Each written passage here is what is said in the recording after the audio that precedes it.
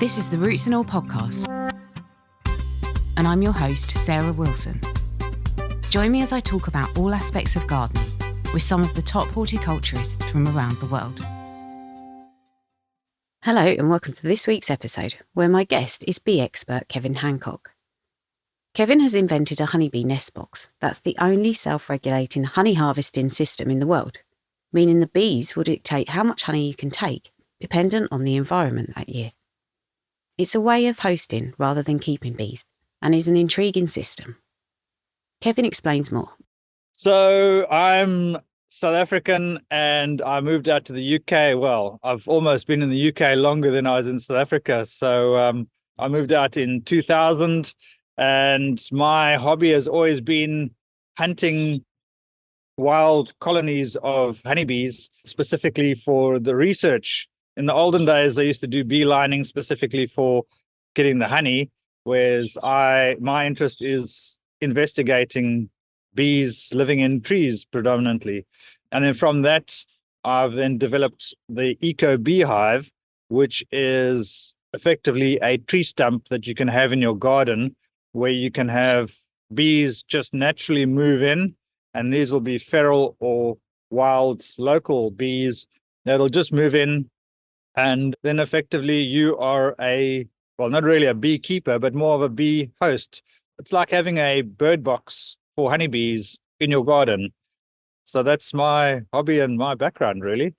Yeah, I mean, you sent me your book, which is really interesting. I'm going to put my position out there. I've always been anti-beekeeping for two reasons, really. One is that I don't think that the traditional methods, are particularly kind to the bees. And the other reason is if swarms are kind of bred to then be sold or passed on, my concerns are about the resources for native bees and, bumblebees and things, and whether they get out competed. Admittedly, I've interviewed people about bees on the podcast before, and I'm certainly no expert, but reading your book did give me a little bit of a shift of opinion. Yeah, absolutely. And it's a very emotive topic as well, because beekeepers are generally very passionate about beekeeping. But a lot of them, especially in the last, I'd say, 10 years, because there's a lot more information out there, are becoming slightly disenfranchised by the old conventional ways of beekeeping. And beekeeping as a tool for generating honey that was invented by the Victorians is a fantastic farming machine for producing huge amounts of honey. But the downside is it is farming honeybees, but unlike sheep and cows where you can have them captive, every time beekeepers do anything to a colony, especially when they do queen manipulation and they import queens from overseas, what they're actually doing is they're impacting the wild honeybees hugely in the immediate area around where they are. But then also having large apiary systems, especially the commercial guys. Bees are the number one pollinator. And if you've got an unnatural environment where you've got apiaries, in other words, lots of colonies all tightly packed together, they then suppress all your other pollinators. And that can be really bad, not only for the genetics of the bees, but also for all the other wild pollinators. So I advocate very much my natural system of beekeeping, because it doesn't suppress all your bumblebees and wasps and flies and all your other very gentle and very mild-mannered sort of pollinators that are then pushed out by the overly zealous honeybees. And the other thing that people quite often suggest is that by providing more hives all over the place, you'll get an unnatural swing to having too many bees. But the actual fact of the matter is bees are very unusual in that they need a very large, specific type of nesting space. So bumblebees and all the other bugs and things, they normally have a small little hole that they can either hibernate in over winter, or they can die and leave eggs for the following season. Honeybees can't do that. They can't hibernate at all. That's why they make honey. They don't make honey for us. They make honey so that they've got food to get through the winter. Yeah, and as you say in your book, the first thing people say to you is, "Oh, how's your honey? How much honey do you get?" And interestingly, you didn't come at it from that route, did you? No, absolutely. This is not about honey production at all. The only reason why I do advocate my systems of honey harvesting is because it's completely non-intrusive. Over the last 40 years of doing this, I've found quite a few anomalies and quirks that honeybees have.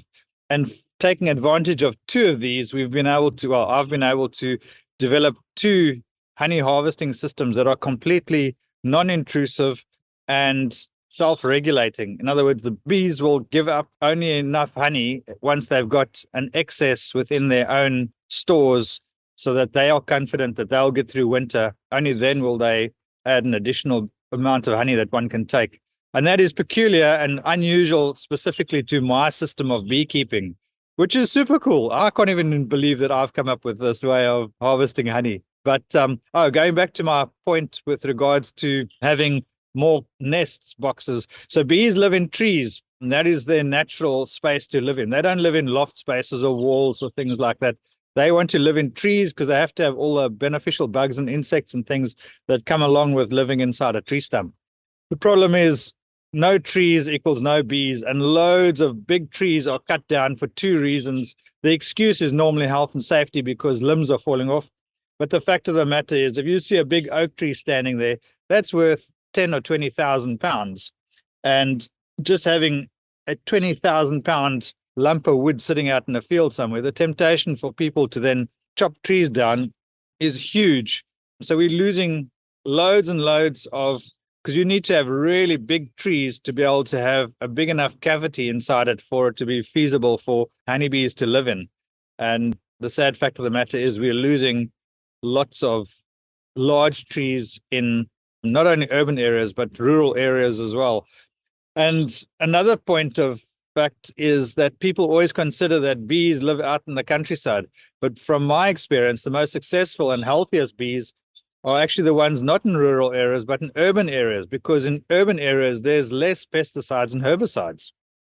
And there's lots of flowers because lots of people have gardens with lots of flowers and verges and things. So actually, to have these hives in town is hugely popular and very beneficial for the bees. You spoke then about the cavity where the bees are. And one of the things that struck me when I was reading your book was you talked about how a change in cavity size can affect the bees' survival over winter. And I know overwinter survival is an issue for a lot of traditional beekeepers, and it's something that kind of crops up. So what have you found around that point? So overwintering, if I get a swarm that's come from a beekeeper, beekeepers do things that they think they are being helpful or is actually a kind thing to do. And one of the things they do is they feed, in fact, the organization in the UK that's responsible for beekeeping, DAFRA, the government organization, they put out an email out to all beekeepers earlier this year saying that bees are battling because it's so rainy, and this is how you make some sort of fondant that you can feed them. This all sounds very nice and pleasant. However, the fact of the matter is, as soon as those bees swarm and they move into a nest, they will normally do really well through summer, but they won't store enough honey through winter because now they're expecting to be fed, and they actually die off then. If you get a swarm that moves in and dies, the chances are they're probably a feral colony that's escaped, opposed to a wild colony that's been out and about for a couple of years and is not expecting to be fed. But nest size is quite critical. So my nests are about 46 to 50 liters inside. That's the internal volume. And trees don't change shape. And it's very important that that internal volume doesn't change shape, or volume at least, or not radically at any rate, because the key reason why conventional beekeeping with boxes and frames works so well, for making honey, that is you effectively shock the colony by changing the internal volume, and you put the hive into a state of life and death because they have to fill a higher space inside a cavity, because that's where they'll be expecting to overwinter because warm air rises. So beekeepers say, oh, I'm giving them more space because they need the space. But the fact of the matter is trees don't change shape and bees don't actually need the extra space. It is purely what the Victorians discovered was the key to being able to make lots of honey is by stressing the bees. But then this stressing them all the time also then creates vulnerability in that because they're stressed, they then become sickly and they become vulnerable to pests and things like varroa mite. So internal volume is very important, especially if you have a nest. So ideally you don't want the nest to change volume. So people can convert or change from sort of like top bar hives and warre hives over to a more natural system of beekeeping. However, if you're using frames, to convert that into a more natural system of beekeeping is quite difficult. You can take the queen excluder out and just use it as one big open space, but the shape is not particularly ideal because trees generally don't have a big square hole inside them. They normally have a long, tall cavity inside them. So yes, a conventional framed box hive can be converted into a more natural way of beekeeping. However, they're not ideal. The more ideal is the top bar hive and the warre hive style. So in an ideal world, everybody listening who's interested in beekeeping will go out and get one of your hives. If they did that, where do they get the bees from? So my hive is a self-populating system.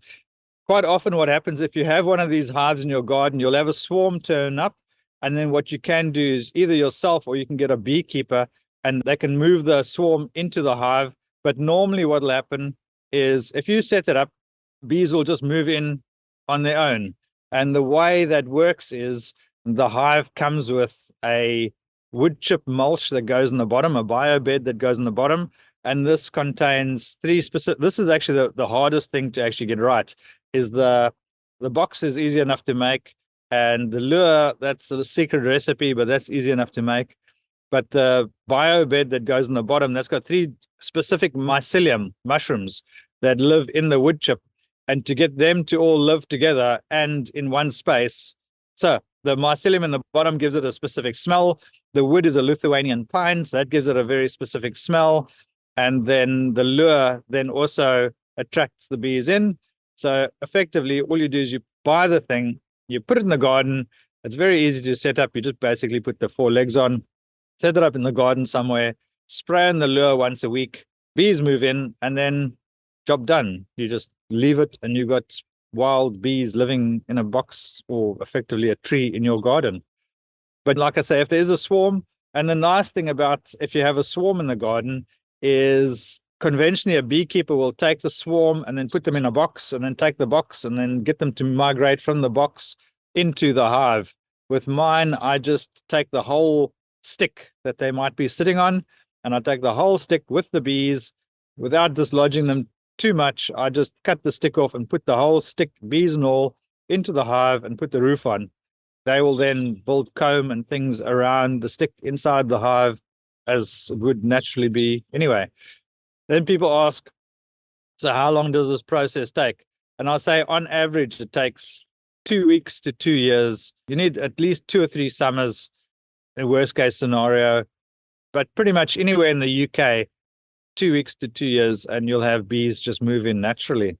Ah, that was going to be my next question. Basically, you just need to be a bit patient as well, possibly. Yeah, absolutely. For me, this time of the year is the best time of the year ever because this, for me, is the most exciting time of the year. So I'm a bit naughty. I do not quite guerrilla gardening, but I do like a guerrilla beekeeping, but I do ask for permission. So I build and put hives up all around. I live near Stansted Airport, so there's large tracts of open land all over the place.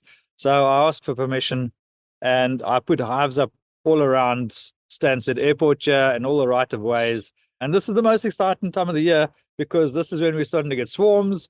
And it's like, when are we going to get a swarm? If we're going to get a swarm. So for me, this time of the year is the most exciting time. As most conventional beekeepers, for them, the most exciting time of the year is at the end of the year when they're harvesting the honey. But for me, the most exciting time of the year is now when spring's just starting to kick off. And this year particularly has been a bit of a lag because we've been having so much rain. So most of the colonies that are out and about, the queen's been able to lay for long enough that the whole hive is now full and ready to go. And they just haven't been able to have enough. They need like 2 or 3 sunny days in a row for them to then get the urge to want to swarm. Yeah, so for me, this time of the year is like really, really the most exciting time of the year. And for my customers as well, because a lot of customers that put hives in right at the end of last year are now baiting furiously. Every time the rain stops, get out there, spray it a little bit with a little bit of lure. And yeah, no, some people have already caught some swarms. That explains why I found some the other day then. Yeah. Exactly, yes. And that just proves that if you become aware of what's going on in the environment, you then do notice things. So yeah, no, that's really exciting to actually see a swarm out and about. And because these are wild or feral bees, they don't want to be found. If you've got an apiary system where you've got a whole lot of hives together and you're working them once a week through the summer, they do become a bit angsty because they obviously become defensive. Whereas if you've got wild bees, they actually aren't defensive because they don't want to be found. Because if they get found, that means the whole colony gets lost. So generally, wild bees, they will not sting anywhere near the hive because they don't want to be found, because that gives their position away. And also, if they are being harassed by something, they will headbutt you first. They will fly into your face a couple of times as you're walking over. Then you just walk away and then come back a couple of days later or a week later if you want to have a look at your bees. Yeah, so it's beekeeping, but on a whole different sort of level. It's almost like a different insect when you start dealing with more ferals. And feral, people always say feral, oh, that's a bit crazy. But in this case, it's the exact opposite. Feral means they're actually a lot more milder and a lot more placid, not feral like completely crazy. And that's another thing that I gleaned from your book, was that you're a big advocate for bees and you love bees and you have spent so much time observing them that I think probably you've noticed things that other people don't pick up on.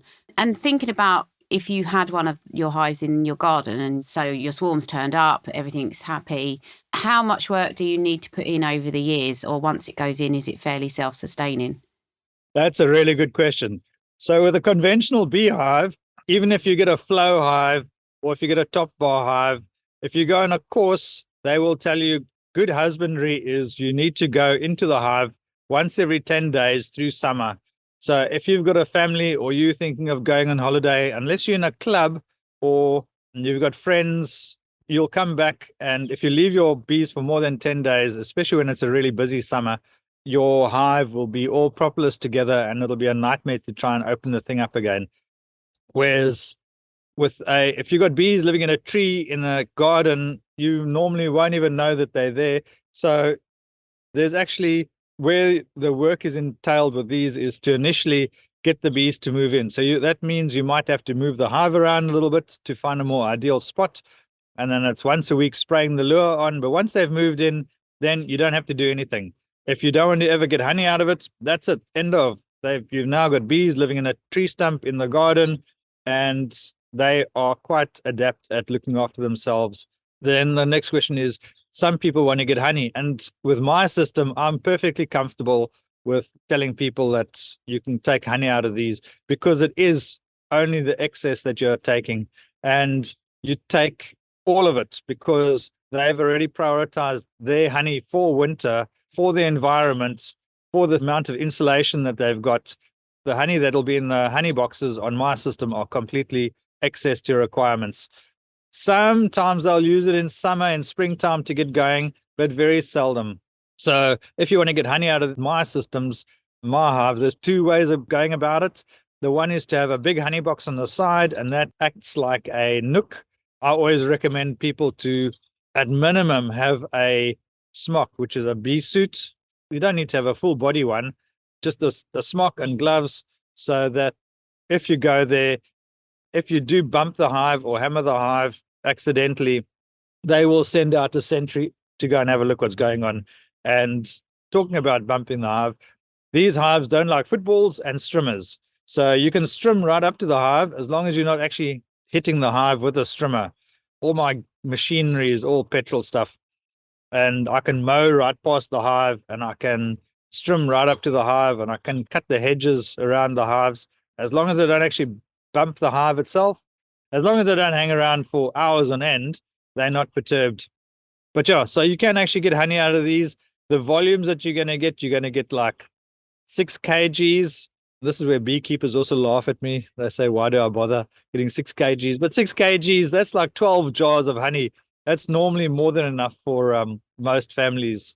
So 6 kgs is a fair amount of honey. Then you've got a system called the small honey. So you get a big honey box and a small honey box. I've been researching what I call the transitional zone inside a hive. This is the section of the hive that is honey in autumn and brood through summer. So it's the only part of the hive where you have brood and honey in the same comb. And my small honey box then fits into this zone, which then, again, the bees, when they go into their winter mode, they will actually eat the honey, but they'll leave that honey behind. And they won't actually go back for it if they need it during winter. So again, when that honey is removed, all the honey is removed. It's all taken off. I've got lots of videos and things online. People want to find out more, they can just go into my YouTube channel, Gardener's Beehive. So my hive is called, it used to be called a Gardener's Beehive, and now I'll call it an Eco Beehive because it's evolved and it's not quite the same thing. When I'm talking about evolving, it's like over the last 15 years. So it has changed, but it's only changed slightly as I've introduced the small honey box. Okay, yes, you refined it down. Yeah, love it. Yeah, absolutely. I mean, that's it. Because you called it the Eco Beehive, I thought it was quite good to mention that you talk about forest gardening quite a bit in the book. So I'm guessing this is that sort of system would be ideal for that type of growing area. Absolutely. Yep, forest gardens, but I was going to say allotments. So the original allotment rules and regulations around pertaining to honeybees was all written up during the Second World War. And a lot of those rules haven't been changed.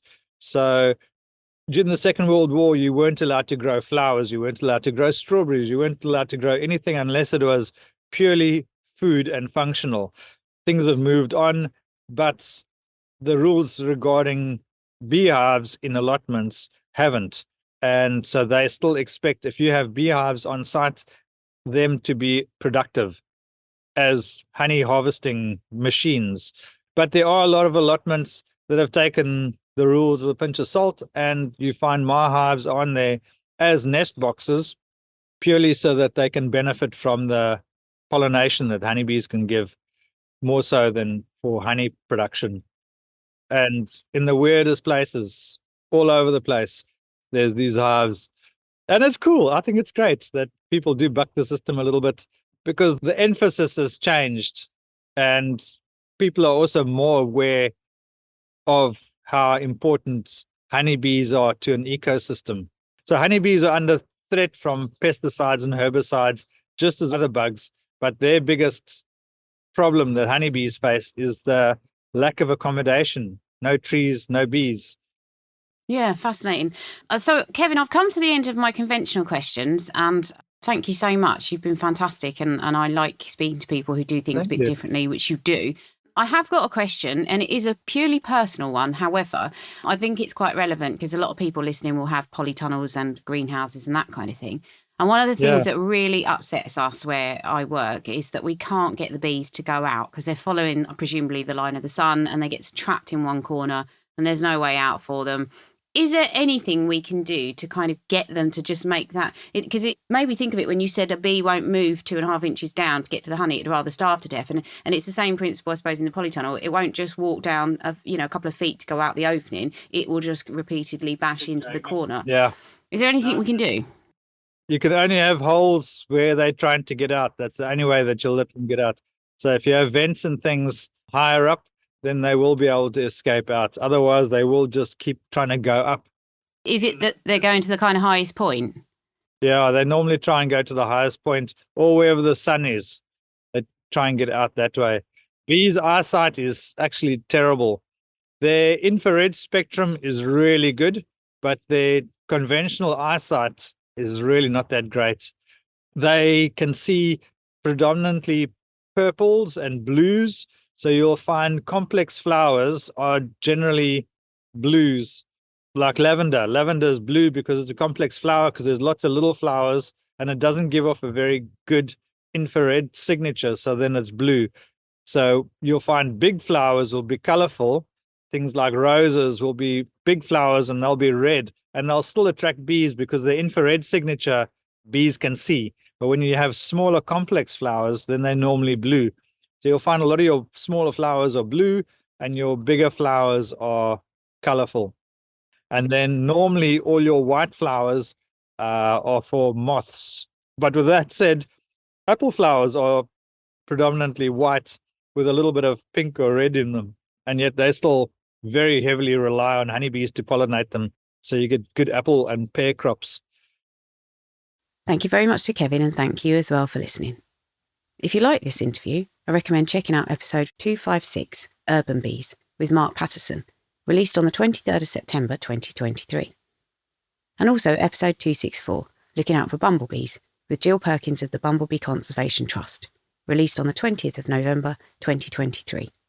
You can download or listen to the podcast direct from the website rootsandall.co.uk. Please also check out my Patreon, where you can make a one-off donation or take out a monthly subscription to help support the podcast. Because if you enjoy the show, please help it continue. I also have a GoFundMe where you can make a one-off donation. Even a one-off donation of £1 helps, and I'll be really grateful for your support. So please go to Patreon or GoFundMe and search for Roots and All Podcast.